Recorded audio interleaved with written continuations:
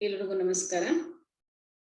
ಪ್ರಿಯ ವಿದ್ಯಾರ್ಥಿಗಳೇ, ಇವತ್ತು ನಾವು session 7 political science final year BA Bengaluru university 6.1 paper ನಲ್ಲಿ ಇರುವಂತಹ ಕ್ಯಾಬಿನೆಟ್ ಬಗ್ಗೆ ಈ ವಿಡಿಯೋದಲ್ಲಿ ಎಕ್ಸ್ಪ್ಲನೇಷನ್ ಮಾಡ್ತಾ ಇದ್ದೇವೆ. ಇದ್ರ ಬಗ್ಗೆ ಒಂದು ಸ್ಲೈಡ್ ಶೇರ್ ಮಾಡ್ತಾ ಇದ್ದೇನೆ.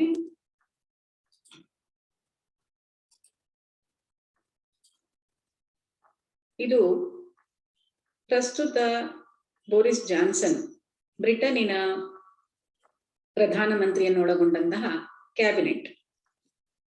ಈ ಯಾವುದೇ ಒಂದು ತೀರ್ಮಾನಗಳನ್ನ ತೆಗೆದುಕೊಳ್ಬೇಕಾದ್ರೆ ರಾಣಿ ರಾಷ್ಟ್ರದ ಮುಖ್ಯಸ್ಥರಾಗಿದ್ರೂ ಸಹ ನೈಜ ಕಾರ್ಯಾಂಗ ಮುಖ್ಯಸ್ಥರಾಗಿರುವಂತಹ ಪ್ರಧಾನಮಂತ್ರಿಯ ನೇತೃತ್ವದಲ್ಲಿರುವಂತಹ ಕ್ಯಾಬಿನೆಟ್ ಡಿಸ್ಕಷನ್ ಮಾಡುತ್ತೆ. ತೀರ್ಮಾನಗಳನ್ನ ತೆಗೆದುಕೊಂಡ ನಂತರ ಈ ಬ್ರಿಟನ್ನಿನ ಪ್ರಧಾನಿಯನ್ನು ಒಳಗೊಂಡ ಕ್ಯಾಬಿನೆಟ್ನ ಸಲಹೆ ಮೇರೆಗೆ ರಾಣಿ ತನ್ನ ಆಜ್ಞೆಗಳನ್ನ ಹೊರಡಿಸೋದ್ರಿಂದ ನೈಜ ಕಾರ್ಯಾಂಗವಾಗಿ ಕಾರ್ಯವನ್ನು ನಿರ್ವಹಿಸುತ್ತೆ ಕ್ಯಾಬಿನೆಟ್ ಪ್ರಧಾನಿಯನ್ನು ಒಳಗೊಂಡಂತೆ. ಈಗ ಈ ಒಂದು ಕ್ಲಾಸಲ್ಲಿ ನಾವು ಫೈನಲ್ ಇಯರ್ BA ನಾನು ಹೇಳಿದಾಗೆ 6.1 ಪೇಪರ್ ಮೇಜರ್ ಕಾನ್ಸ್ಟಿಟ್ಯೂಷನಲ್ ಸಿಸ್ಟಮ್ಸ್.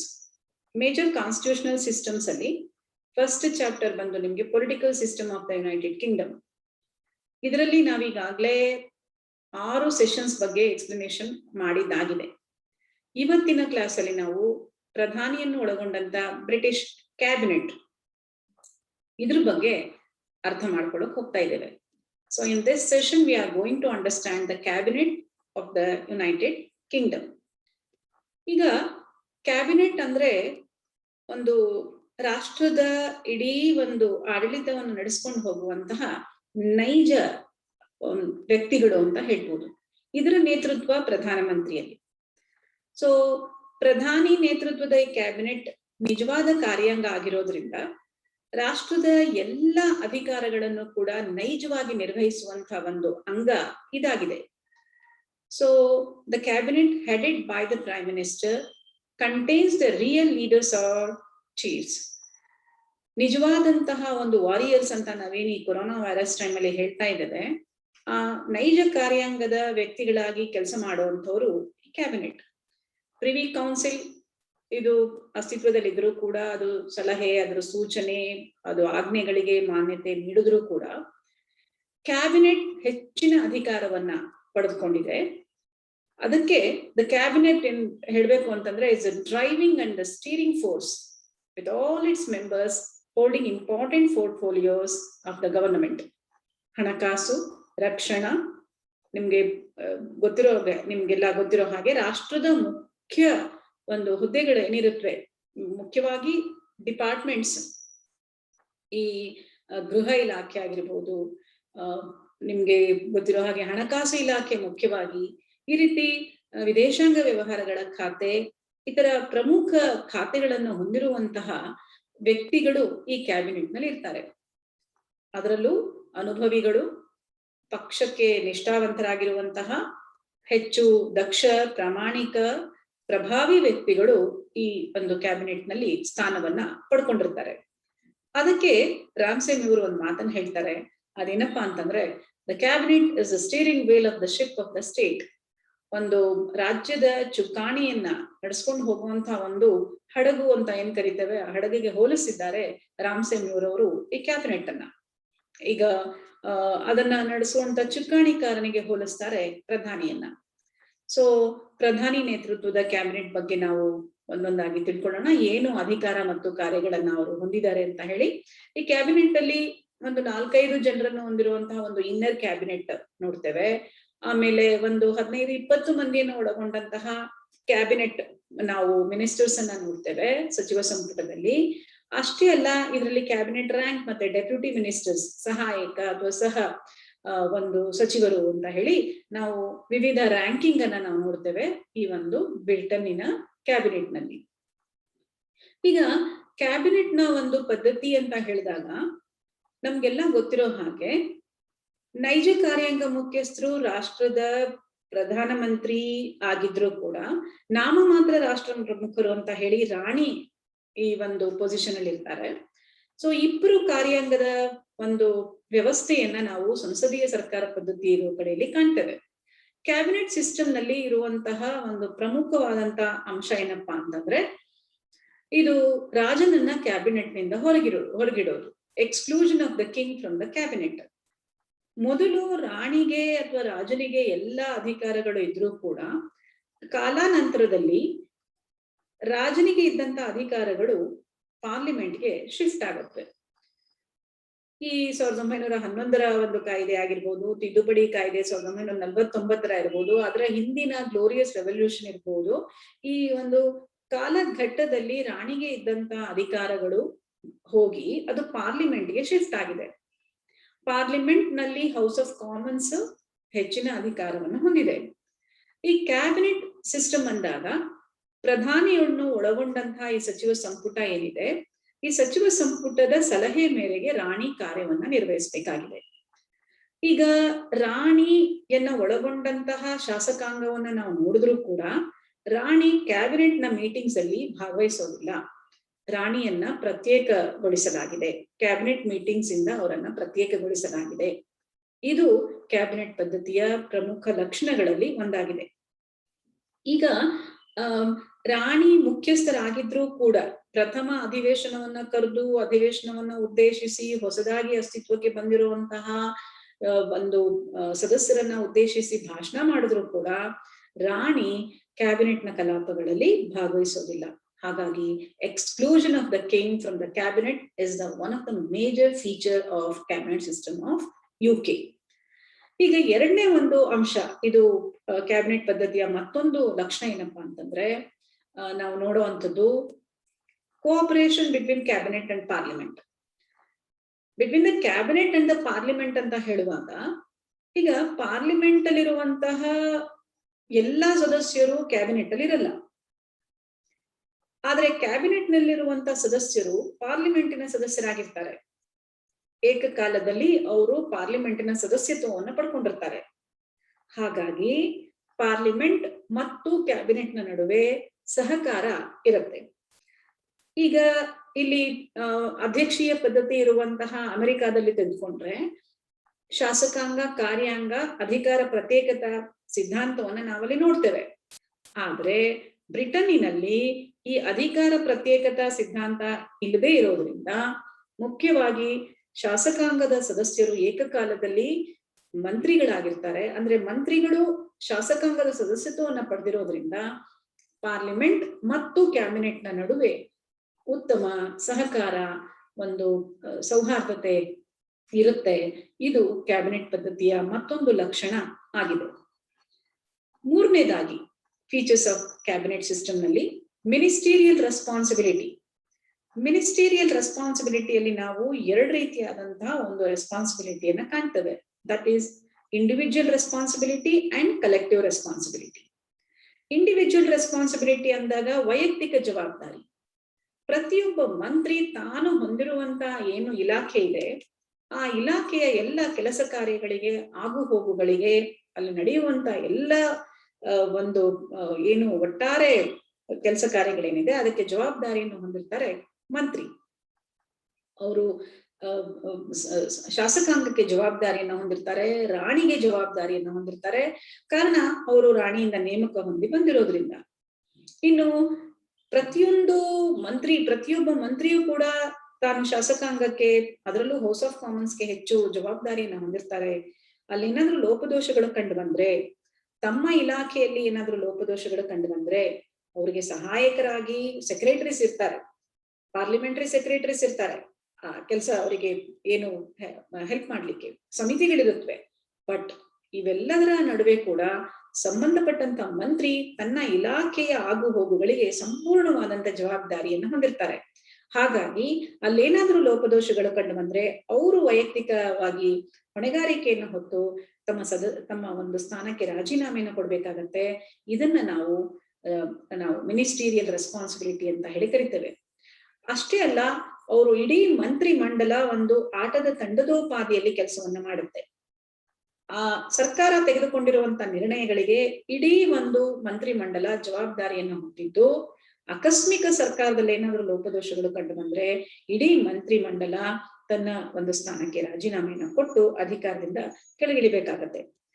ಸರ್ಕಾರದಲ್ಲಿ ವಿರೋಧ ಪಕ್ಷಗಳು ಕೇಳುವಂತಹ ಪ್ರಶ್ನೆಗಳಿಗೆ ಉತ್ತರವನ್ನ ಕೊಡ್ಬೇಕಾಗತ್ತೆ. ಸರ್ಕಾರದ ಪರವಾಗಿ ಪ್ರಧಾನಮಂತ್ರಿ ಸರ್ಕಾರಕ್ಕೆ ಸಮರ್ಥಿಸ್ಕೋಬೇಕಾಗತ್ತೆ. ಮಂತ್ರಿಗಳು ಕೂಡ ಇಡೀ ಒಂದು ತಂಡದ ರೀತಿಯಲ್ಲಿ ಕಾರ್ಯವನ್ನ ನಿರ್ವಹಿಸಬೇಕಾಗಿದ್ದು ಸರ್ಕಾರದ ನೀತಿಗೆ ಬದ್ಧರಾಗಿರ್ತಾರೆ. ಹಾಗಾಗಿ ಇದು ಇಲ್ಲಿರ್ತಕ್ಕಂತಹ ಒಂದು ಪ್ರಮುಖ ಒಂದು ಲಕ್ಷಣಗಳಲ್ಲಿ ಮತ್ತೊಂದು ಅಂತ ಹೇಳಿ ಕರೀಬಹುದು. Next, leadership of the prime minister. ಯಾವುದೇ ಒಂದು ಕಾರ್ಯನಿರ್ವಹಣೆ ಮಾಡ್ಬೇಕಾದ್ರೆ ಒಬ್ಬ ನಾಯಕ ಬೇಕೇ ಬೇಕಾಗಿರುತ್ತೆ. ನಾವು ಅವರಿಗೆ ಒಂದು ಆದೇಶಗಳನ್ನ ನೀಡೋದಿರ್ಬಹುದು, ಆ ಒಂದು ತಂಡವನ್ನ ಕರೆದುಕೊಂಡು ಹೋಗೋದಕ್ಕಾಗಿರ್ಬೋದು. ಈಗ ಒಂದು ಕ್ಲಾಸ್ ಅಂದಾಗ ನಾವು ಕ್ಲಾಸ್ ರೆಪ್ರೆಸೆಂಟೇಟಿವ್ಸ್ ಅಂತ ಏನ್ ಕರಿತೇವೆ, ಪ್ರತಿನಿಧಿಗಳು ಒಂದೊಂದು ಕ್ಲಾಸ್ಗೆ ಪ್ರತಿನಿಧಿ ಕರಿತೇವೆ. ಒಂದು ಇನ್ಸ್ಟಿಟ್ಯೂಷನ್ ಅಂದಾಗ ಅಲ್ಲಿ ಒಬ್ರು ಪ್ರಾಂಶುಪಾಲರನ್ನ ಕಾಣ್ತೇವೆ. ಒಂದು ಶಿಕ್ಷಣ ಸಂಸ್ಥೆ ಅಂದಾಗ, ಒಂದು ರಾಜ್ಯ ಅಂದಾಗ ಅಲ್ಲಿ ನಾವು ಮುಖ್ಯಸ್ಥರನ್ನ ಕಾಣ್ತೇವೆ. ಅದೇ ರೀತಿಯಲ್ಲಿ ಈ ಒಂದು ರಾಷ್ಟ್ರದಲ್ಲಿ ಕೂಡ ನಾವು ಏನು ಮುಖ್ಯ ವ್ಯಕ್ತಿಯಾಗಿ ನಾವು ನೈಜ ಕಾರ್ಯನ ಮುಖ್ಯಸ್ಥರಾಗಿ ಪ್ರಧಾನಮಂತ್ರಿಯನ್ನ ಕಾಣ್ತೇವೆ. ಪ್ರಧಾನಮಂತ್ರಿಯವರು leadership of the prime minister, ಇವರು ಕ್ಯಾಬಿನೆಟ್ ನ ಚೇರ್ಮನ್ ಆಗಿರ್ತಾರೆ. ಕ್ಯಾಬಿನೆಟ್ ನ ಒಂದು ಮೀಟಿಂಗ್ಸ್ ಅಲ್ಲಿ ಇವರು ಭಾಗವಹಿಸ್ತಾರೆ. ಇವರ ನೇತೃತ್ವದಲ್ಲಿ ಒಂದು ಮೀಟಿಂಗ್ಗಳು ನಡೆಯುತ್ತೆ. ಅಷ್ಟೇ ಅಲ್ಲ, ಏನೇ ನಿರ್ಣಯಗಳನ್ನ ಕೈಗೊಳ್ಬೇಕಾದ್ರೆ ಅಂತಿಮ ನಿರ್ಣಯಾಧಿಕಾರ ಪ್ರಧಾನಮಂತ್ರಿಗೆ ಸೇರಿರುತ್ತೆ. ಕ್ಯಾಬಿನೆಟ್ ನ ಮಿನಿಸ್ಟರ್ಸ್ ತಮ್ಮ ಅಭಿಪ್ರಾಯಗಳನ್ನ ವ್ಯಕ್ತಪಡಿಸ್ತಾರೆ, ಸಲಹೆ ಸೂಚನೆಗಳನ್ನ ಕೊಡ್ತಾರೆ. ಪ್ರಧಾನಿಗೆ ಬೇಕಾಗಿರುವಂತಹ ಎಲ್ಲ ಒಂದು ಪ್ರಧಾನಿಯು ಕೈಗೊಳ್ಳುವ ನಿರ್ಣಯಗಳಿಗೆ ಇವರೆಲ್ಲರೂ ಅದರಲ್ಲಿ ಭಾಗವಹಿಸಿ ಕ್ಯಾಬಿನೆಟ್ ಮಿನಿಸ್ಟರ್ಸ್ ತಮ್ಮ ಸಲಹೆ ಸೂಚನೆಗಳನ್ನ ಕೊಟ್ಟರೂ ಕೂಡ ಅದು ಲೀಡರ್ಶಿಪ್ ಯಾರ ನೇತೃತ್ವದಲ್ಲಿರುತ್ತೆ ಅಂದ್ರೆ ಪ್ರಧಾನಮಂತ್ರಿಯ ನೇತೃತ್ವದಲ್ಲಿ. ಅಂತಿಮ ನಿರ್ಣಯ ಕೈಗೊಳ್ಳುವ ಅಧಿಕಾರ ಪ್ರಧಾನಮಂತ್ರಿ ಇರುತ್ತೆ. ಇದು ಅಷ್ಟೇ ಅಲ್ಲ, ಪ್ರತಿಯೊಬ್ಬ ಮಂತ್ರಿ ಕೂಡ ತಮ್ಮ ತಮ್ಮ ಇಲಾಖೆಯ ಸೂಪರ್ವಿಷನ್ ಮಾಡೋದು, ಆ ಮಂತ್ರಿಗಳ ಮೇಲೆ ಸೂಪರ್ವಿಷನ್ ಮಾಡುವಂತಹ ಅಧಿಕಾರ ಪ್ರಧಾನಮಂತ್ರಿಗಿರುತ್ತೆ. ತಾನು ನೇತೃತ್ವ ವಹಿಸಿರುವಂತಹ ಒಂದು ಸರ್ಕಾರ ಏನಿರುತ್ತೆ, ಸರ್ಕಾರದಲ್ಲಿ ಪ್ರತಿಯೊಬ್ಬ ಮಂತ್ರಿ ಸರಿಯಾಗಿ ಕಾರ್ಯವನ್ನ ನಿರ್ವಹಣೆ ಮಾಡ್ತಾ ಇದ್ದಾರಾ, ಅಲ್ಲೇನಾದ್ರೂ ಲೋಪದೋಷಗಳು ಕಂಡು ಬರ್ತಿದೆಯಾ, ಅಲ್ಲೇನಾದ್ರೂ ಒಂದು ಲೋಪದೋಷಗಳು ಕಂಡು ಬಂದಾಗ ಅದನ್ನ ಸರಿಪಡಿಸೋದು, ಇದೆಲ್ಲವೂ ಕೂಡ ಸೂಪರ್ವಿಷನ್ ಪ್ರಧಾನಮಂತ್ರಿಯ ಮೇಲಿರುತ್ತೆ. So leadership of the prime minister ಅಂದ್ರೆ ಪ್ರಧಾನಮಂತ್ರಿಯ ನಾಯಕತ್ವ ಕ್ಯಾಬಿನೆಟ್ ಪದ್ಧತಿಯ ಮತ್ತೊಂದು ಲಕ್ಷಣ ಆಗಿದೆ. ಈಗ ಪ್ರಧಾನಮಂತ್ರಿ ಆಕಸ್ಮಿಕ ಏನಾದ್ರೂ ಇಲಾಖೆಗಳ ನಡುವೆ ಸಂಘರ್ಷ ಉಂಟಾದಾಗ, ಮಂತ್ರಿಗಳ ನಡುವೆ ಏನಾದ್ರೂ ಭಿನ್ನಾಭಿಪ್ರಾಯ ಕಂಡು ಬಂದಾಗ ಆಡಳಿತ ಸುಸೂತ್ರವಾಗಿ ನಡೆದುಕೊಂಡು ಹೋಗುವ ದೃಷ್ಟಿಯಿಂದ ಇವರು ಒಂದು ಏನು ರಿಸಾಲ್ವ್ಸ್ ಡಿಫರೆನ್ಸಸ್ ಅಮಾಂಗ್ ಮಿನಿಸ್ಟರ್ಸ್ ಅಂದ್ರೆ ಆಕಸ್ಮಿಕ ಇಲಾಖೆಗಳ ನಡುವೆ ಏನಾದ್ರೂ ಡಿಫರೆನ್ಸಸ್ ಇದ್ದು ಕಂಡು ಬಂದಲ್ಲಿ ಅದನ್ನ ಬಗೆಹರಿಸಿ ಸುಸೂತ್ರವಾಗಿ ಆಡಳಿತ ನಡ್ಕೊಂಡು ಹೋಗುವಂತಹ ರೀತಿನಲ್ಲಿ ಇವರು ಕಾರ್ಯವನ್ನ ನಿರ್ವಹಿಸ್ತಾರೆ. ಇವರನ್ನ ಸಮಾನರಲ್ಲಿ ಮೊದಲಿಗರು ಅಂತ ಹೇಳಿ ಕರೀತಾರೆ. ಅಂದ್ರೆ ಇವ್ರ ನಿರ್ಣಯ ಕೈಗೊಳ್ಬೇಕಾದ್ರೆ ಕ್ಯಾಬಿನೆಟ್ ಮೀಟಿಂಗ್ಸ್ ಅನ್ನ ನಡೆಸ್ತಾರೆ, ಕ್ಯಾಬಿನೆಟ್ ನ ಅಪ್ರೂವಲ್ ಪಡ್ಕೊಳ್ತಾರೆ. ಅದೇ ರೀತಿಯಾಗಿ ಪ್ರಧಾನಮಂತ್ರಿಯವರು ಒಂದು ಕ್ಯಾಬಿನೆಟ್ ನಲ್ಲಿರುವಂತಹ ಸದಸ್ಯರೇನಿದ್ದಾರೆ ಅವರಲ್ಲಿ ಒಬ್ರು ಮುಖ್ಯಸ್ಥರಾಗಿ ಮೊದಲಿಗರಾಗಿ ಕಾರ್ಯವನ್ನ ನಿರ್ವಹಿಸ್ತಾರೆ. ಇನ್ನು ನೀವು ಕ್ಯಾಬಿನೆಟ್ ಪದ್ಧತಿಯ ಲಕ್ಷಣಗಳನ್ನ ಬರೆದ ನಂತರ ಇಮಿಡಿಯೇಟ್ ಆಗಿ ನೀವು ಬ್ರಿಟನ್ ನಲ್ಲಿ ಇರುವಂತ ಕ್ಯಾಬಿನೆಟ್ ಯಾವ್ಯಾವ ಕಾರ್ಯಗಳನ್ನ ನಿರ್ವಹಿಸುತ್ತೆ, ಈಗ ಹೇಳಿರುವಂತ ಅಂಶಗಳನ್ನ ಒಳಗೊಂಡಂತೆ ಮೊದಲನೇದಾಗಿ ಪಾಲಿಸಿ ಡಿಟರ್ಮಿನಿಂಗ್ ಫಂಕ್ಷನ್ಸ್. ಸರ್ಕಾರ ತಾನು ಏನು ಅಧಿಕಾರಕ್ಕೆ ಬರೋದಕ್ಕಿಂತ ಮುಂಚೆ ಯಾವ ಪಕ್ಷ ಬಹುಮತವನ್ನು ಪಡ್ಕೊಳ್ಳುತ್ತೋ ಆ ಪಕ್ಷ ಕೆಲವೊಂದು ಆಶ್ವಾಸನೆಗಳನ್ನು ಕೊಟ್ಟಿರುತ್ತೆ ಸರ್ಕಾರ. ತಾನು ಅಧಿಕಾರಕ್ಕೆ ಬಂದ್ರೆ ಈ ರೀತಿಯಾದಂತ ಕಾರ್ಯಗಳನ್ನ ನಿರ್ವಹಿಸ್ತೇನೆ ಅಂತ ಹೇಳಿ.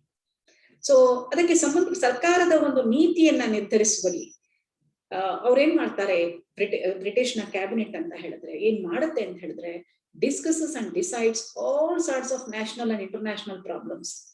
ಅಂದ್ರೆ ಸರ್ಕಾರದ ನೀತಿಯನ್ನ ನಿರ್ಧರಿಸುವಾಗ ರಾಷ್ಟ್ರಕ್ಕೆ ಸಂಬಂಧಪಟ್ಟಂತೆ ಅಂತಾರಾಷ್ಟ್ರೀಯ ಅಂಶಗಳಿಗೆ ಸಂಬಂಧಪಟ್ಟಂತೆ ನೀತಿಯನ್ನ ನಿರ್ಧರಿಸುವ ಕಾರ್ಯದಲ್ಲಿ ಈ ಎಲ್ಲಾ ಸದಸ್ಯರು ಕೂಡ ಸಮಾನವಾದಂತ ಪಾಲುದಾರರಾಗಿ ಕಾರ್ಯವನ್ನ ನಿರ್ವಹಿಸಿ ಅದಕ್ಕೆ ಸರ್ಕಾರದ ನೀತಿಯನ್ನ ನಿರ್ಧರಿಸುವಲ್ಲಿ ನೆರವಾಗ್ತಾರೆ.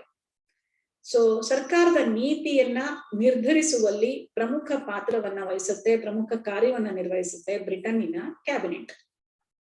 ಆ ನೀತಿಗೆ ಎಲ್ಲರೂ ಕೂಡ ಬದ್ಧರಾಗಿರ್ಬೇಕಾಗಿರುತ್ತೆ. ಬದ್ಧರಾಗಿಲ್ಲ ಅಂದ್ರೆ ಅವರು ಸರ್ಕಾರದಿಂದ ಹೊರಬಂದು ಅವರು ಟೀಕೆಯನ್ನ ಮಾಡಬಹುದು. ಆದ್ರೆ ಸರ್ಕಾರದಲ್ಲಿ ಇದ್ಕೊಂಡು ಈ ಏನು ಕ್ಯಾಬಿನೆಟ್ ಮಿನಿಸ್ಟರ್ಸ್ ಇದ್ದಾರೆ ಅವರು ಸರ್ಕಾರದ ವಿರುದ್ಧವಾಗಿ ಹೇಳಿಕೆಗಳನ್ನ ಕೊಡುವಂತೆ ಇಲ್ಲ. ಯಾಕೆಂದ್ರೆ ಸರ್ಕಾರದ ನೀತಿಯನ್ನ ನಿರ್ಧರಿಸುವವರೇ ಅವರು. ಸರ್ಕಾರದ ನೀತಿಯನ್ನ ನಿರ್ಧಾರ ಮಾಡಿದ್ಮೇಲೆ ಅವರೆಲ್ಲರೂ ಕೂಡ ಅದರಲ್ಲಿ ಪಾಲುದಾರರು, ಅದರಂತೆ ಅವರು ಕಾರ್ಯವನ್ನ ನಿರ್ವಹಿಸಬೇಕಾಗತ್ತೆ. ಇನ್ನು ಮತ್ತೊಂದು ಅಂಶ legislative functions. They formulate and introduce bills in the parliament on all the significant matters. ಈಗ ಶಾಸನೀಯ ಕಾರ್ಯಗಳನ್ನ ರೂಪಿಸುವಲ್ಲಿ ಕ್ಯಾಬಿನೆಟ್ ಬಹಳ ಪ್ರಮುಖವಾದಂತಹ ಪಾತ್ರವನ್ನು ವಹಿಸಿದೆ. ಯಾವುದೇ ಒಂದು ಶಾಸನ ಅಂಗೀಕಾರ ಆಗ್ಬೇಕಾದ್ರೆ ಸಂಸತ್ತಿನಲ್ಲಿ ಬಹುಮತ ಪಡ್ಕೋಬೇಕಾಗತ್ತೆ. ಬ್ರಿಟನ್ನಲ್ಲಿ ಶಾಸಕಾಂಗವನ್ನ ಪಾರ್ಲಿಮೆಂಟ್ ಅಂತ ಏನ್ ಕರೀತೇವೆ, ಪಾರ್ಲಿಮೆಂಟ್ 2 ಸದನಗಳಿಂದ ಏನ್ ಕೂಡಿದೆ, ಹೌಸ್ ಆಫ್ ಲಾರ್ಡ್ಸ್ ಮತ್ತು ಹೌಸ್ ಆಫ್ ಕಾಮನ್ಸ್. ಈ ಹೌಸ್ ಆಫ್ ಲಾರ್ಡ್ಸ್ ಮತ್ತು ಹೌಸ್ ಆಫ್ ಕಾಮನ್ಸ್ ಎರಡರ ಒಂದು ಬಹುಮತ ಕೂಡ ಈ ಒಂದು ಮಸೂದೆಗೆ ಬೇಕಾಗಿರುತ್ತೆ. ಸರ್ಕಾರ ತಾನು ಏನ್ ಮಸೂದೆ ಹೊಸ ಒಂದು ಕಾಯ್ದೆಯನ್ನ ತರಬೇಕು ಅಂತ ಹೊರಡುತ್ತೆ, ಆ ಕಾಯ್ದೆಗೆ ಈ ಒಂದು ಶಾಸಕಾಂಗದ ಅನುಮೋದನೆ ಅಗತ್ಯ. ಈಗ ಸರ್ಕಾರ ನೀತಿಯನ್ನ ನಿರ್ಧಾರ ಮಾಡುತ್ತೆ. ಆ ನೀತಿಯನ್ನ ನಿರ್ಧಾರ ಮಾಡಿದಾಗ, ಹೊಸದಾಗಿ ಒಂದು ಮಸೂದೆಯನ್ನ ತರಲು ಹೊರಟಾಗ, ಆ ಮಸೂದೆಗೆ ಬೇಕಾಗಿರುವಂತ ಎಲ್ಲ ಅಂಕಿ ಅಂಶಗಳನ್ನ, ಅದು ಒಳಗೊಂಡಿರುವಂತ ಪ್ರಮುಖ ಅಂಶಗಳೇನಿದೆ ಅದೆಲ್ಲವನ್ನೂ ಕೂಡ ಪ್ರಧಾನಿಯ ನೇತೃತ್ವದಲ್ಲಿ ಅವರು ಕುಳಿತು ಡಿಸ್ಕಸ್ ಮಾಡಿ ಆ ಒಂದು ಏನು ಮಸೂದೆಯನ್ನ ತಯಾರು ಮಾಡಿರ್ತಾರೆ, ಆ ಮಸೂದೆಯನ್ನ ಶಾಸಕಾಂಗದಲ್ಲಿ ಮಂಡಿಸಿ ಈ ಒಂದು ಶಾಸಕಾಂಗದ ಒಪ್ಪಿಗೆಯನ್ನ ಪಡ್ಕೊಳ್ಳೋದು ಕ್ಯಾಬಿನೆಟ್ನ ಪ್ರಮುಖ ಕಾರ್ಯಗಳಲ್ಲಿ ಒಂದಾಗಿದೆ. ಹೊಸ ಶಾಸನಗಳನ್ನ ತರುವಂತ ಸಂದರ್ಭದಲ್ಲಿ ಅದು ಕಾಯ್ದೆಯಾಗಿ ಹೊರಹೊಮ್ಮಬೇಕಾದ್ರೆ ರಾಣಿಯ ಸಹಿಯವರೆಗೂ ಕೂಡ ಏನು ಅದನ್ನ ಚರ್ಚೆ ಮಾಡಿ, ಇಲ್ಲಿ ಸದನದಲ್ಲಿ ಪಾರ್ಲಿಮೆಂಟಿನಲ್ಲಿ ಚರ್ಚೆ ಮಾಡಿ ಅದಕ್ಕೆ ಸದಸ್ಯರ ಅನುಮೋದನೆ ಸಿಗುವಂತ ರೀತಿನಲ್ಲಿ ಇವರು ಕಾರ್ಯವನ್ನು ನಿರ್ವಹಿಸಬೇಕಾಗತ್ತೆ. ಮಸೂದೆಗಳನ್ನು ರೂಪಿಸೋದು ಮತ್ತೆ ಅದನ್ನ ಜಾರಿಗೆ ತರುವಂತಹ ನಿಟ್ಟಿನಲ್ಲಿ ಇವರ ಒಂದು ಕಾರ್ಯ ಪ್ರಮುಖವಾಗಿದೆ. Supreme control of the national executive. ಈಗ ರಾಷ್ಟ್ರೀಯ ಒಂದು ಕಾರ್ಯನಿರ್ವಾಹಕದಲ್ಲಿ ಸರ್ವೋಚ್ಚ ನಿಯಂತ್ರಣಾಧಿಕಾರ ಕ್ಯಾಬಿನೆಟ್ ಸೇರಿದೆ. ಈಗ ಪಾಲಿಸಿ ಡಿಟರ್ಮಿನ್ ಆಗಿದೆ ಕ್ಯಾಬಿನೆಟ್ ಇಂದ, ಅದು ಅಪ್ರೂವಲ್ ಆಗಿದೆ ಪಾರ್ಲಿಮೆಂಟ್ ಇಂದ.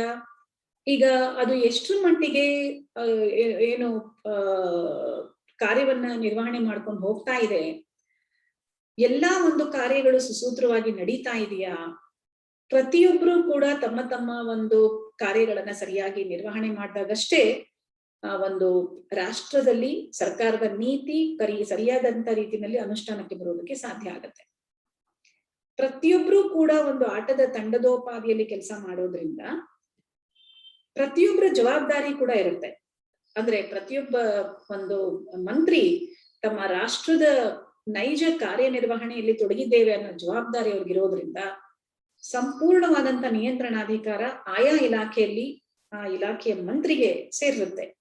ಹಾಗಾಗಿ ರಾಷ್ಟ್ರದ ಒಂದು ಆಡಳಿತಾಂಗ ಇವರ ಕೈಯಲ್ಲಿರೋದ್ರಿಂದ, ರಾಷ್ಟ್ರದ ಅಧಿಕಾರವನ್ನ ನಡೆಸ್ಕೊಂಡು ಹೋಗುವಂತಹ ಜವಾಬ್ದಾರಿ ಇವ್ರ ಮೇಲಿರೋದ್ರಿಂದ ಮಿನಿಸ್ಟರ್ಸ್ ಎಲ್ಲಾ ಒಂದು ಮೀಟಿಂಗ್ಸ್ ಅಲ್ಲಿ ಭಾಗವಹಿಸ್ತಾರೆ. ಅಷ್ಟೇ ಅಲ್ಲ, ಆ ಒಂದು ಪಾಲಿಸಿಯನ್ನ ಅನುಷ್ಠಾನಕ್ಕೆ ತರುವಲ್ಲಿ ಅವರು ಹೊಣೆಗಾರಿಕೆಯನ್ನು ಹೊಂದಿರ್ತಾರೆ.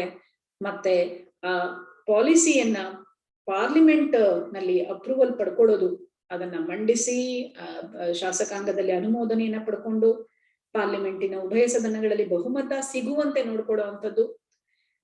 ಕ್ಯಾಬಿನೆಟ್ನ ಸದಸ್ಯರು ಏಕಕಾಲದಲ್ಲಿ ಪಾರ್ಲಿಮೆಂಟ್ನ ಮೆಂಬರ್ಶಿಪ್ ಪಡ್ಕೊಂಡಿರೋದ್ರಿಂದ ಬಹುಮತ ಒಂದು ಸಿಗುವಂತ ಸಂಭವ ಹೆಚ್ಚಿದೆ, ನಿಜ. ಆದ್ರೆ ವಿರೋಧ ಪಕ್ಷಗಳು ಕೇಳುವಂತ ಪ್ರಶ್ನೆಗಳಿಗೆ ಉತ್ತರಿಸ್ಬೇಕಾಗತ್ತೆ, ಟೀಕೆ ಟಿಪ್ಪಣಿಗಳಿಗೆ, ಖಂಡನೆಗೆ ಇವರು ಅದಕ್ಕೆ ಉತ್ತರವನ್ನ ಕೊಡ್ಬೇಕಾಗತ್ತೆ. ಹಾರಿಕೆಯನ್ನ ಉತ್ತರವನ್ನ ಕೊಡೋದಕ್ಕೆ ಬರೋದಿಲ್ಲ, ಆ ಪ್ರಶ್ನೆಗಳಿಗೆ ಇವರು ಉತ್ತರವನ್ನ ಕೊಡ್ಲೇಬೇಕಾಗಿದೆ. ಸೊ ಅಂದಾಗೆ ಒಟ್ಟಾರೆ ರಾಷ್ಟ್ರೀಯ ಒಂದು ಕಾರ್ಯಾಂಗದ ಜವಾಬ್ದಾರಿ, ಕಾರ್ಯಕಾರಿಣಿ ಜವಾಬ್ದಾರಿ ಈ ಒಂದು ಕ್ಯಾಬಿನೆಟ್ಗೆ ಸೇರಿರುತ್ತೆ. ಮತ್ತೆ ಕೋಆರ್ಡಿನೇಟರ್ ಆಗಿ the cabinet as coordinator. The essential function of the cabinet is to coordinate and guide the functions of the several departments of the government. ಈಗ ಅನೇಕ ಇಲಾಖೆಗಳೇನಿರುತ್ತವೆ, ಇವರಿಗೆ ಸಹಾಯ ಮಾಡ್ಲಿಕ್ಕೆ ಸೆಕ್ರೆಟರೀಸ್ ಇರ್ತಾರೆ, ಸಮಿತಿಗಳಿರುತ್ತೆ, ಓಕೆ. ಬಟ್ ವಿವಿಧ ಇಲಾಖೆಗಳ ನಡುವೆ ಸಾಮರಸ್ಯದಿಂದ ಕೆಲಸ ನಡೆಸ್ಕೊಂಡು ಹೋಗುವಂತ ರೀತಿಯಲ್ಲಿ ಇವರ ಜವಾಬ್ದಾರಿ ಅತ್ಯಂತ ಹೆಚ್ಚಿನದಾಗಿರುತ್ತೆ. ಇಲಾಖೆಗಳ ನಡುವೆ ಸಾಮರಸ್ಯವನ್ನ ಮೂಡಿಸಿ ಪ್ರತಿಯೊಬ್ಬ ಮಂತ್ರಿ ತಮ್ಮ ಕಾರ್ಯವನ್ನ ಜವಾಬ್ದಾರಿಯಿಂದ ನಡೆಸ್ಕೊಂಡು ಹೋಗಿ ಸಹಕಾರ, ಬಾಂಧವ್ಯ, ಪರಸ್ಪರ ಸಹಕಾರದಿಂದ ಕೆಲಸವನ್ನ ಮಾಡುವಂಥದ್ದು ಕ್ಯಾಬಿನೆಟ್ನ ಮತ್ತೊಂದು ಕಾರ್ಯ ಆಗಿದೆ. ಯಾಕೆಂದ್ರೆ frictions, differences it's quite natural. ಹೇಗೆ ಒಂದು ಕೈನಲ್ಲಿನ ಎಲ್ಲ ಬೆರಳುಗಳು ಸಮಾನವಾಗಿರೋದಿಲ್ವೋ ಹಾಗೆ ಒಂದು ಸರ್ಕಾರ ಅಂದಾಗ ಅಲ್ಲಿ ಸಹಜವಾಗಿ ವಿಭಿನ್ನ ಮಂತ್ರಿಗಳು ತಮ್ಮ ತಮ್ಮ ಅಭಿಪ್ರಾಯಗಳನ್ನ ಏನ್ ವ್ಯಕ್ತಪಡಿಸ್ತಾರೆ, ಅಲ್ಲಿ ಭಿನ್ನಾಭಿಪ್ರಾಯ ಬರುವುದು ಸಹಜವಾಗಿರುತ್ತೆ. ಆ ಭಿನ್ನಾಭಿಪ್ರಾಯಗಳನ್ನ ಬದಿಗಿಟ್ಟು ಇಲಾಖೆಗಳ ನಡುವೆ ಪರಸ್ಪರ ಸಹಕಾರದಿಂದ ಕೆಲಸ ಮಾಡಿದಾಗ ಮಾತ್ರ ಸರ್ಕಾರ ಯಶಸ್ಸನ್ನ ಕಾಣೋದಕ್ಕೆ ಸಾಧ್ಯ. ಹಾಗಾಗಿ ಅಂಥ ಒಂದು ಜವಾಬ್ದಾರಿಯನ್ನು ಹೊತ್ತಿರುವಂತ ಕ್ಯಾಬಿನೆಟ್ ಪರಸ್ಪರ ಸಹಕಾರದಿಂದ ಕೆಲಸವನ್ನ ನಿರ್ವಹಣೆ ಮಾಡುವಂಥದ್ದು ಅವರ ಮೇಲೆ ಇರುತ್ತೆ. ಅದು ಒಂದು ಪ್ರಮುಖ ಜವಾಬ್ದಾರಿ.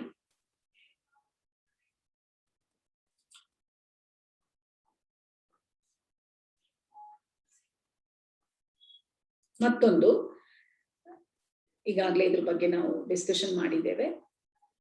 ಈಗ ಫೈನಾನ್ಸ್, ಕಾಸಿದ್ರೆ ಕಡ್ಲೆ, ಕಾಸಿಲ್ದ್ರೆ ನಡ್ಲೆ ಅಂತ ಹೇಳ್ತಾರೆ. ಹಣ ಕಂಡ್ರೆ ಹೆಣನೂ ಬಾಯ್ಬಿಡ್ತು ಅಂತ ಹೇಳ್ತಾರೆ. ಹಣ ಇಲ್ಲದೆ ಯಾವ ಕೆಲಸ ಕಾರ್ಯಗಳು ಕೂಡ ನಡೆಯಲ್ಲ. ಸರ್ಕಾರದ ಯಾವ ಕೆಲಸ ಕಾರ್ಯಗಳು ಕೂಡ ನಡೆಯಲ್ಲ. ಈಗ ಸರ್ಕಾರ ತನ್ನ ಕೆಲಸ ಕಾರ್ಯಗಳನ್ನ ಮಾಡ್ಬೇಕಾದ್ರೆ ಹಣ ಬೇಕು.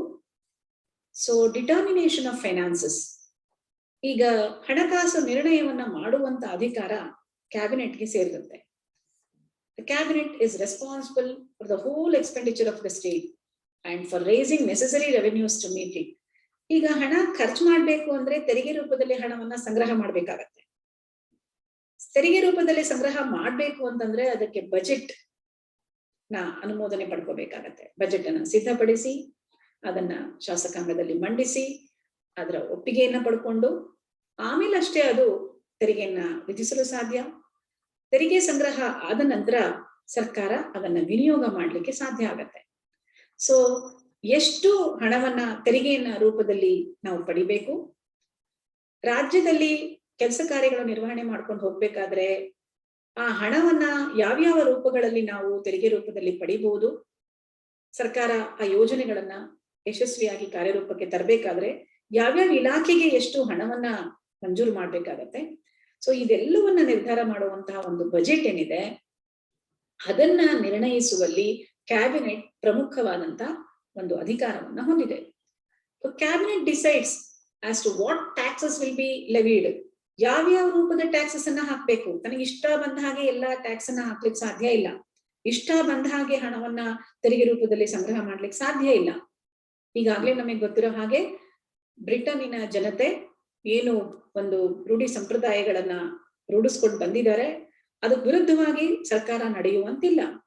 ಅದಕ್ಕೆ ವಿರುದ್ಧವಾಗಿ ತೆರಿಗೆಗಳನ್ನ ವಿಧಿಸಿ ಹಣವನ್ನ ಸಂಗ್ರಹ ಮಾಡುವಂತಿಲ್ಲ. ಸೊ ಕ್ಯಾಬಿನೆಟ್ ಡಿಸೈಡ್ ಮಾಡುತ್ತೆ as to what taxes will be levied. ಯಾವ ರೀತಿಯಾದಂತಹ ಒಂದು ಹಣವನ್ನ ಟ್ಯಾಕ್ಸ್ ಅನ್ನ ಹಾಕ್ಬೇಕು, how these will be collected. Tax ಅನ್ನ ಹಾಕೋದಷ್ಟೇ ಅಲ್ಲ, ಆ ತೆರಿಗೆಯ ಒಂದು ಹಣವನ್ನ ಸಂಗ್ರಹಿಸೋದು ಹೇಗೆ, ಸಂಗ್ರಹ ಮಾಡುವ ಬಗ್ಗೆ ಹೇಗೆ, and in what matter this will be spent. ಹೇಗೋ ತನಗೆ ಮನಸ್ಸು ಇಚ್ಛೆ ಬಂದ ಹಾಗೆ ಹಣ ತೆರಿಗೆ ರೂಪದಲ್ಲಿ ಬಂದಿರುವಂತಹ ಹಣವನ್ನ ಖರ್ಚು ಮಾಡುವ ಹಾಗಿಲ್ಲ. ಯಾವ ಯಾವ ಕಾರ್ಯಗಳಿಗಾಗಿ ಆ ಹಣವನ್ನ ವಿನಿಯೋಗ ಮಾಡ್ಬೇಕು. ಸೊ ರಾಜ್ಯದ ಸಂಪೂರ್ಣ ಖರ್ಚಿಗೆ ಸಂಬಂಧಪಟ್ಟಂತಹ ಆ ಒಂದು ಹಣಕಾಸಿಗೆ ಸಂಬಂಧಪಟ್ಟಂತಹ ಬಜೆಟ್ ಏನಿದೆ, ಆ ಬಜೆಟ್ ನಲ್ಲಿ ಮುಂದಿನ ವರ್ಷಕ್ಕೆ ಬೇಕಾಗಿರುವಂತಹ ಹಣ ಎಷ್ಟು, ಆ ಹಣವನ್ನ ಯಾವ್ಯಾವ ರೂಪಗಳಲ್ಲಿ ಸಂಗ್ರಹಿಸಬೇಕು, ಯಾವ್ಯಾವ ಇದಕ್ಕೆ ಅಂಶಕ್ಕೆ ಟ್ಯಾಕ್ಸ್ ಅನ್ನ ಜಾಸ್ತಿ ಮಾಡ್ಬೇಕಾಗಿದೆ, ಅದನ್ನ ಹೇಗೆ ಸಂಗ್ರಹಿಸೋದು, ಅಷ್ಟೇ ಅಲ್ಲ ಆ ಹಣವನ್ನ ಹೇಗೆ ಖರ್ಚು ಮಾಡೋದು, ಇದಕ್ಕೆ ಸಂಬಂಧಪಟ್ಟಂತಹ ಒಂದು ಬಜೆಟ್ ಅನ್ನ ಸಿದ್ಧಪಡಿಸಿ ಚಾನ್ಸಲರ್ ಆಫ್ ಎಕ್ಸ್ಚೆಕರ್ ಅಂತ ಹೇಳಿ ಹಣಕಾಸು ಮಂತ್ರಿ ಏನ್ ಕರೀತಾರೆ ಅದನ್ನ ಅವರು ಸಿದ್ಧಪಡಿಸಿ ಬಜೆಟ್ ಅನ್ನ ಮಂಡನೆ ಮಾಡ್ತಾರೆ. ಅದಕ್ಕೆ ಸಂಸತ್ತಿನ ಅನುಮೋದನೆಯನ್ನ ಪಡ್ಕೊಳ್ಳೋದು ಅವರ ಕರ್ತವ್ಯ ಆಗಿರುತ್ತೆ. ಇದರಲ್ಲಿ ಪ್ರಧಾನಮಂತ್ರಿಯನ್ನ ಒಳಗೊಂಡಂತಹ ಕ್ಯಾಬಿನೆಟ್ ಇದಕ್ಕೆ ಒಪ್ಪಿಗೆಯನ್ನ ಕೊಟ್ಟಿರುತ್ತೆ, ಸಮಾಲೋಚನೆಯನ್ನ ಮಾಡಿರ್ತಾರೆ.